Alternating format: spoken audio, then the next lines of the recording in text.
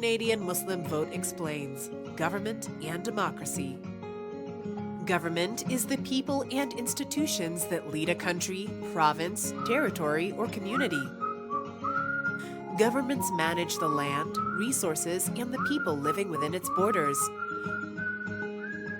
Around the world, various types of government make decisions and rules for people in different ways.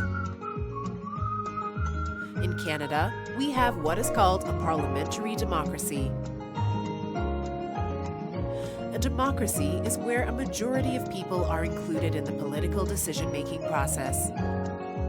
We have the ability to run for office as well as have protected rights such as freedom of speech and religion.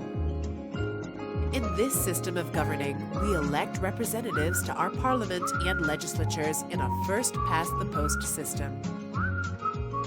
Now, before we get into the first-past-the-post system, here's a mini crash course on Canadian democracy. There are 3 levels of government in Canada. These are 1. Municipal, who manage individual cities or towns under the leadership of a mayor. 2. Provincial or territorial, who manage individual provinces or territories under the lead of a premier. And 3. Federal, who manage the entire nation under the lead of a prime minister in our capital city of Ottawa. Many people feel distant from the federal government because they seem to be so far away. However, they're not, because the Parliament in Ottawa is actually made up of individual MPs or members of Parliament from all across the nation who come together as elected officials to govern our country and its laws.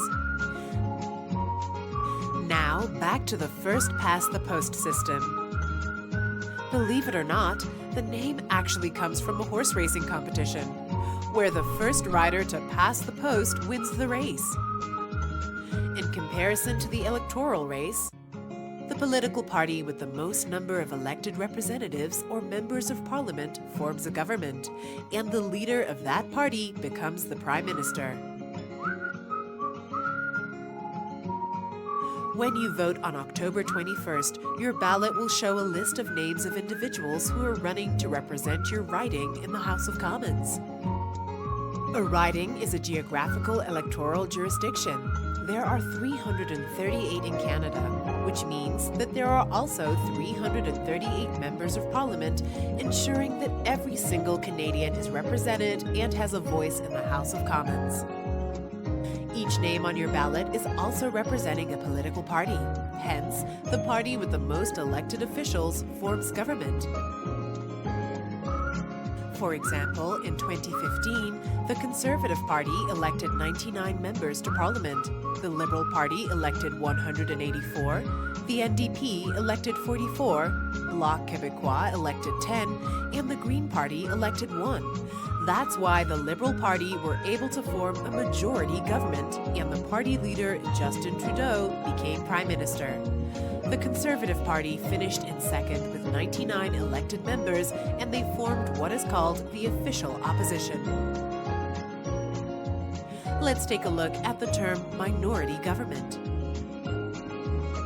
In the 2008 election. In this election, there were a total of 308 ridings. The Conservative Party elected 143 members to Parliament. The Liberal Party elected 77.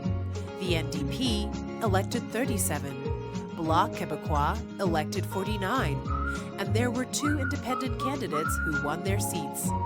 Because the Conservative Party did not win over 50% of the available seats, they formed a minority government, and their party leader, Stephen Harper, became Prime Minister. Do you have any more questions about the electoral process in Canada?